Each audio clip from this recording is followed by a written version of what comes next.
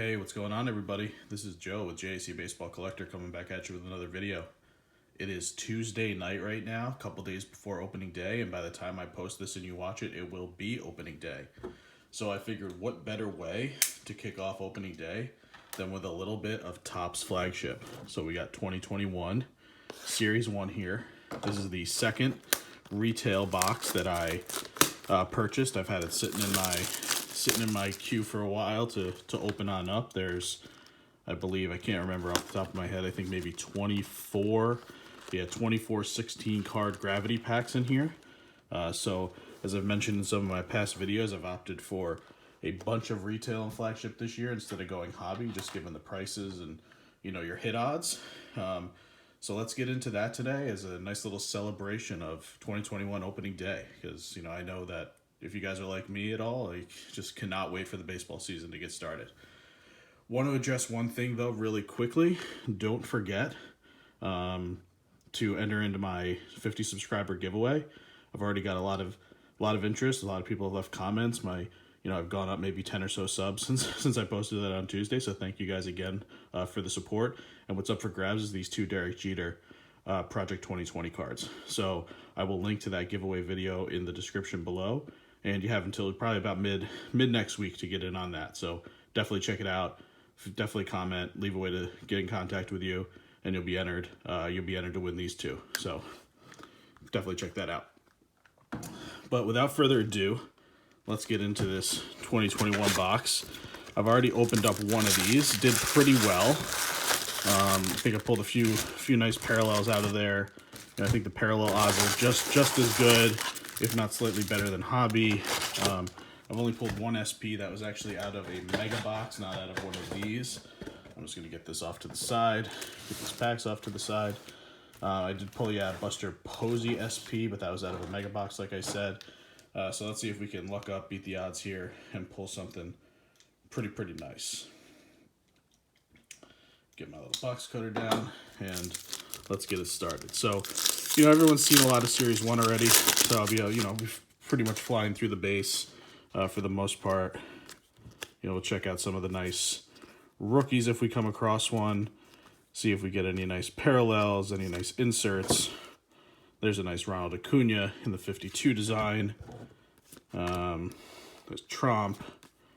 Trout, and that's the first pack. So yeah, I'm extremely excited for opening day. I have the day off of work. Thankfully, I've had a long few months at the office with a lot going on, and it's just been long anticipated opening day. I'm expecting big things out of the Yankees this year. There's an Evan White rookie. There's a service in the Stars, John Lester, or Stars in Service. There's a nice Juan Soto. I just drafted him in my 4th fantasy draft tonight. I used to only do a couple of leagues, and then we started one with the LSU Maniac Facebook group. Another guy whose league I used to participate in had someone drop out, and I agreed to return. So I ended up with 4 leagues this year, which is quite a bit. I see there's a rainbow foil in this pack.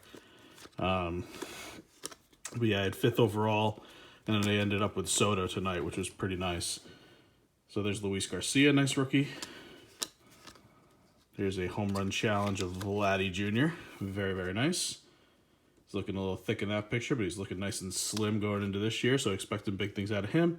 And the rainbow foil is Ryan Brazier, so not too great, but here's a nice one. That's a Joe Adell rookie in the 52 design. I think I've pulled 1 or 2 of that one already. Here's McKay. There's a nice Acuna. We'll close out that pack. So yeah, I'm just very excited for opening day. Can't wait for this season to get underway. A full, normal season, presumably. There's the Dalton Varsho. I believe he was just optioned. So there's a Christian Pache, however you say it. So not too bad there.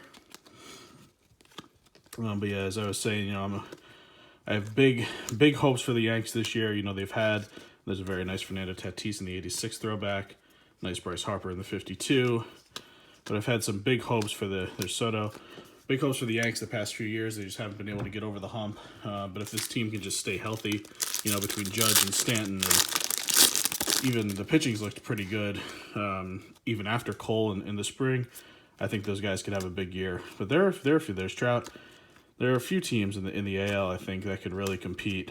And we got looks like a parallel here of Jacoby Jones. So not the guy you're looking for in the gold, but there's a gold Jacoby Jones, and followed up right there by a Chrome 52 design of Josh Donaldson, and then a 52 regular Josh Donaldson. So not quite the guys you're chasing in the parallels, but not bad nonetheless. There's an Ian Anderson rookie, and we'll wrap that pack out. But yeah, there are a few teams that, you know, I definitely have my eye on in the AL this year. Probably the White Sox could be very good. You know, really tough loss with Eloy going down. That actually screwed me up in my other fantasy draft, because I had him as a keeper, and it, you know, made me have to shake things up. And, you know, the way we do our draft slotting, you know, I was keeping him and was already locked into a draft pick, which I wouldn't have taken if I wasn't keeping him. It was just bad timing. There's a Jesus Sanchez. This guy's been following me around. I got a gold and a rainbow foil of him, so hopefully he can turn out to be a pretty nice player. There's Paul Goldschmidt in the 52 design, and that's it for that pack. But yeah, the White Sox I definitely have my eye on. You know, the Rays are always sneaky competitive. We'll see what they have going on. I'm trying to think of who else. I mean, obviously that Blue Jays offense, I don't think they're going to hit a whole ton. There's Joey Bart. That's a nice one. And there's Dylan Carlson. He's a guy I like a lot, and he should be probably right in the heart of that Cardinals order this year. Maybe not right out of the gate, but by the end of the year, I expect he will be. Yeah, that Blue Jays offense should just be... Oh, nope, fake. Faked me out for a second. These through the years cards. This is a Fernando Tatis Jr. Bowman's Best rookie autograph of picture of an autograph. So not an actual, but still Fernando Tatis, pretty good. There's Mookie Betts in the 52 design. And boy, did I get thrown for a loop on that for a second there. Definitely thought we had something cooking. Oh, Christian Pache's popping off. There we go. But yeah, I mean, there's a ton of good teams in the AL this year. I'm not really sure who out west. I mean, obviously, the Astros have a chance to still be pretty darn good, even without Springer, even without Verlander. But that could be a fairly interesting division. I don't think there's a clear favorite. I guess probably the Astros are the clear favorite, but I guess you never know there. There's Eloy. You know, he just went down, like we said. And then nothing much going on in that pack.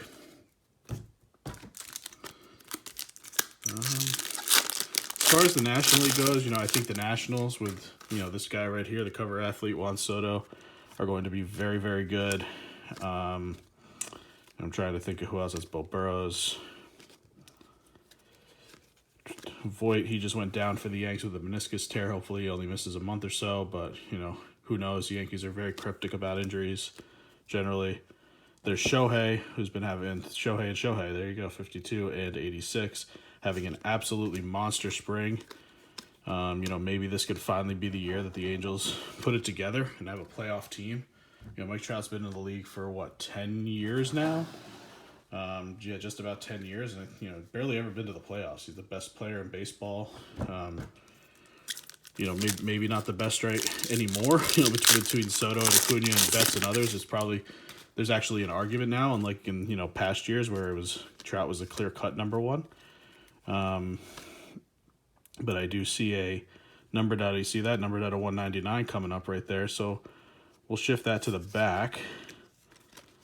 And here's my 5th Yordan Alvarez home run challenge card. So that's pretty nice. There's future Hall of Famer Miguel Cabrera. Work our way through the rest of this pack. Seager. We're back to where we started. And let's reveal that red. Oh, not too exciting. Just a Nolan Arenado. I mean, it's Nolan Arenado. It's not terrible.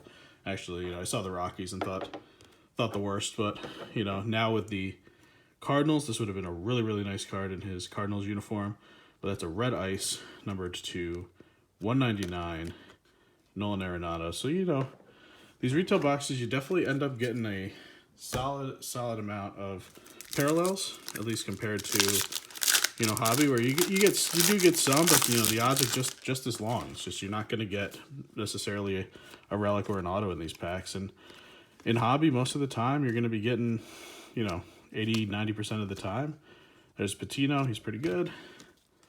You're going to be getting a relic anyhow, so $2 to $5 relic.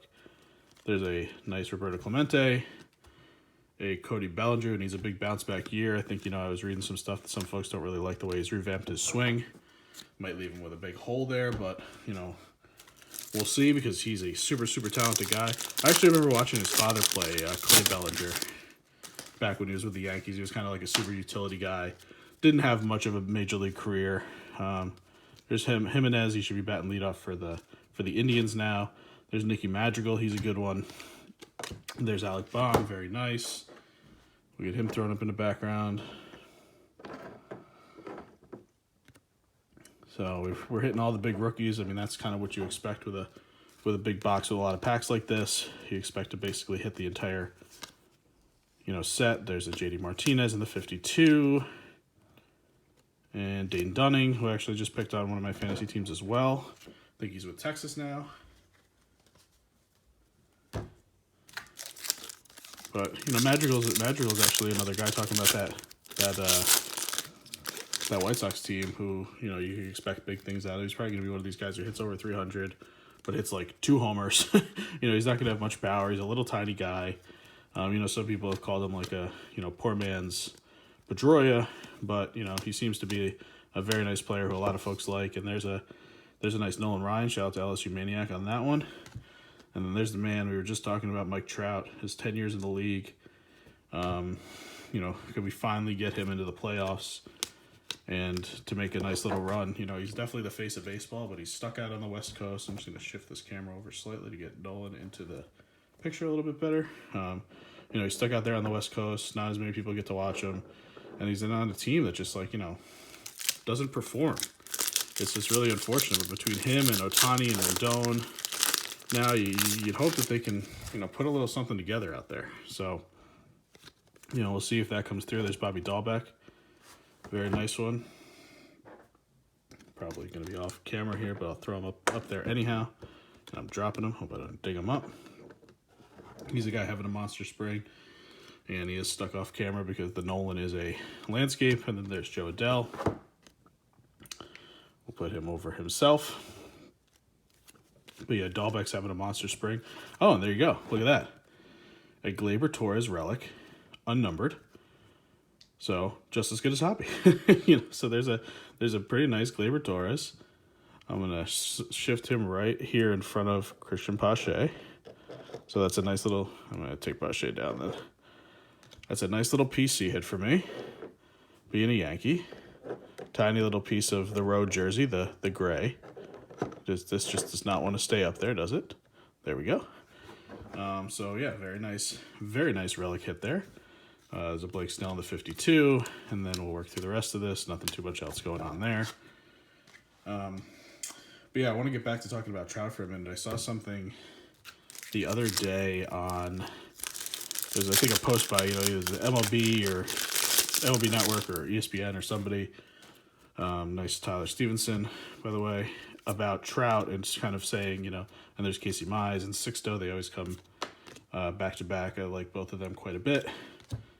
But they were saying, who will Trout pass in career WAR this year? Is Pearson rookie? And there's a nice Eddie Murray. His first card is last card, so that's the Eddie Murray rookie card from, what is this, late 70s presumably, and then that's I believe 96, 97, might be 96, might be 97. It's probably this set right here that I have in my backdrop on the right. There's a nice Garrett Cole. But they said, who will Trout pass in WAR this year? And he's already got, for those who don't know, who, aren't stat nerds or, sabermetric guys, wins above replacement. I think everyone's pretty familiar with it by now. It's kind of, the big measure of value of guys these days. And, I think he already has, 73 or 74 for a career, which is just a truly outrageous number. I mean, it's a Hall of Fame career already, and he's only 10 years in. But some of the guys who are immediately in front of him were, there's a Mike Fultonavich Rainbow foil, shout out to Coach over at Village Breaks, big Braves fan. There's a Clayton Kershaw. But yeah, Trout was already at, what did I say, 74, 73 point something. And some of the guys who were immediately ahead of him were like, Brooks Robinson. I think Griffey was within his grasp. I think Ken Griffey Jr. has like an 83 career WAR, over the 18 to 20 years that he played. Obviously, he missed a series, a bunch of time with injuries, and he could have been a lot higher. There's Christian Javier and Spencer Howard, Abreu, Skubal. I like Skubal. Put him to the side. He could have had a much bigger career than he did. And there's a Roberto Clemente, Javi Baez. But, Trout with a big year. Trout's had a few years of, 9, 10, 11 WARs. 11 seasons into his career, he could pass Ken Griffey Jr. in kind of the preeminent stat these days. That's used as kind of a, primary driver to determine how good guys are, primary determinant. There's Tristan McKenzie, very nice. There's Ohtani, who we were just talking about, having a monster spring. Really high hopes for him. Sounds like he's got a blister right now. There's Tatis, another guy who's got very, very high expectations this year. Chapman, there's a nice Bo Bichette throwback card, 70 years of tops. Yordan Alvarez, who needs to come back healthy this year. Leody Taveras, who's a pretty nice rookie. I think he'll be batting leadoff for the Rangers. And then we'll wrap this pack out with a couple of guys from the Dodgers. But yeah, it's like, it's just crazy to think about the kind of numbers that Mike Trout has put up in his career. Like, we take it for granted, but we really have been watching one of the all-time great ball players to ever put on a uniform. I remember, 5 or so years ago, I was looking at his numbers, and I'm a numbers guy. I like the stats. I like to, kind of analyze that stuff and look at it and compare and this and that and the other thing. And, one thing I was looking at was, a lot of people were comparing him to Ruth, or not to Ruth, there's an Alvarez, to Mickey Mantle. And the first 5 years of his career tracked almost identically. There's a nice Bryce Harper chrome. Very, very nice. Shout out to my boy Vinny over in the Professor Collector group. I know he's a big Harper fan, so putting this one aside for you, pal. And then there's a nice rainbow foil of Omar Novaris. And then a Buster Posey. And his numbers, Trout's numbers were almost identical to Mickey Mantle's in his first, handful of seasons, which, it's just unbelievable because Mantle put up some of the greatest numbers of all time. And, Trout's basically kept it up. Mantle started having the injury troubles, but, he still was always producing. He was just an absolute monster. But, Trout's really kept it up. There's Keeper Ruiz and Ryan Mountcastle. Let's get Mountcastle in the background there. Like him a lot as well. Just drafted him in my fantasy league as well. Let's see if we can get Dahl back onto the screen here.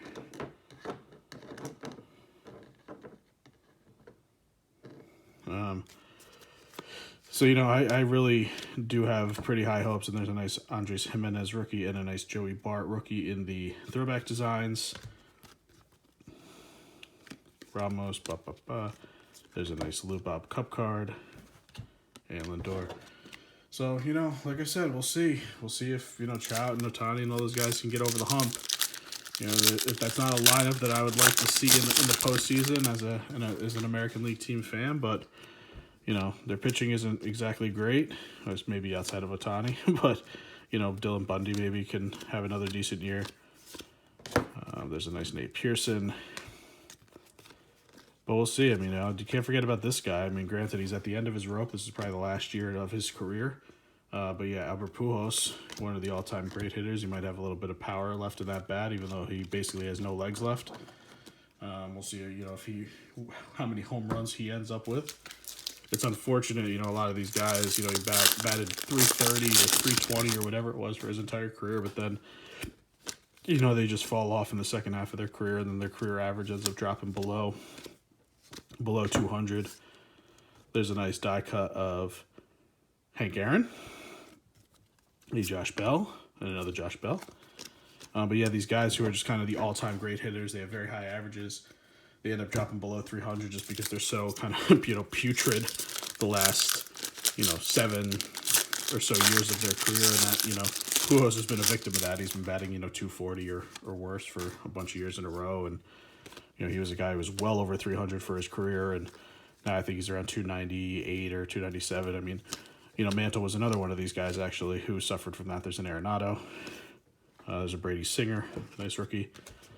But yeah, Mantle was another guy who suffered from that. I think in his last, year or two, he dropped down to 297 was his career average, and he, I think he said that was one of the biggest regrets of his career. Like he said, it's great that I reached 500 homers and all that, but I wanted to be a 300 hitter. I wish I could have stayed a 300 hitter. That number really means something. And, especially back then when, batting average was so big compared to today where it's not as, important of a stat to a lot of people. But, those guys, it meant a lot. And so, you see that happen to a lot of the greats. There's a Deivi Garcia rookie who just, hang on for a few years too long, and there's a Judge PC. And that's just, the way it goes. But it doesn't take anything away from how absolutely phenomenal of careers they had. There's a Eddie Murray Hall of Famer. There's another Dylan Carlson. And this is the last pack, by the way. So I'll do a quick recap right after this. I know this one's running a little long. I'm jabbering on about Trout and Mickey Mantle and all these guys, but you can just tell I'm extremely excited for baseball season. So I have a pretty nice stack here of stuff to show you guys. Let me just show it off really quickly. We had a nice Mike Trout, speak of the devil, the Ryan. You had a Nick Madrigal rookie, a Bellinger, a Clemente, a Patino rookie, the Cabrera, the Alvarez home run challenge, a couple of Otanis, the Eloy Jimenez, who's out for the year, unfortunately. You got Mookie Betts, the fake out Fernando Tatis Jr. autograph, Joey Bart rookie, Ian Anderson rookie. Had a couple of Josh Donaldsons, really nice chrome. We had a gold of Jacoby Jones, not the guy you want to hit there, but a gold nonetheless. Harper, Tatis, a Varsho rookie, rainbow foil of Ryan Brazier, not the guy you want to hit. Another home run challenge of Vladdy, Luis Garcia rookie.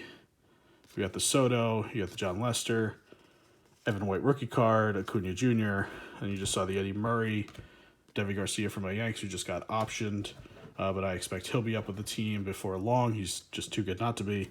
Brady Singer rookie, the Platinum Players die cut of a Hank Aaron. You got the Nate Pearson, Lubob Cup card, Jimenez, the Joey Bart throwback, Keibert Ruiz. You got the Posey throwback, another rainbow foil of Omar Novaris from the Brew Crew. Shout out to Robert Trong on that one. The very nice Bryce Harper, like that one a lot. Tavares, another Alvarez, a Bo, Tristan McKenzie, another Clemente, Skubal, who I'm dropping, the Fultonavich, rainbow foil, Garrett Cole for the PC, Eddie Murray, Pearson, Mize, Sixto, some very nice pitchers. Really nice rookie pitcher class this year. I think that a lot of these guys have a chance to be really special. You got the Tyler Stevenson, and then getting into the big rookies and the hits, you've got Kristen Pache, Bobby Dahlbeck, Ryan Mountcastle, Alec Baum. You got Dylan Carlson in the 52 and his base, which I think I've hit both of those. Hit that 52 already as well. Joe Adell in his base at his 52, which I think I also have this 52. The Nolan Arenado Red Ice, numbered to 199, number 56 out of 199. So a nice little parallel hit there. And then we beat the odds and pulled a relic, which turns out to be a very nice day in the Glaberhood here for a PC hit. The Gray Road jersey of Gleyber Torres in the 1986 Throwback Design relic. So that will wrap up my Top Series 1 break. Happy opening day, everybody. Hope you all enjoyed. Have a chance to, just take a little break, watch games, at least one game, if not, just vegging out on the couch and watching games all day long. And one final reminder, definitely don't forget to get in on that giveaway video. Like I said, it'll be linked down in the description below. So definitely check that out and get yourself entered if you're interested. And so once again, I appreciate all the support. Definitely hit that subscribe button. Toss me over a thumbs up. And I will see you guys on the next one. Enjoy opening day and take care.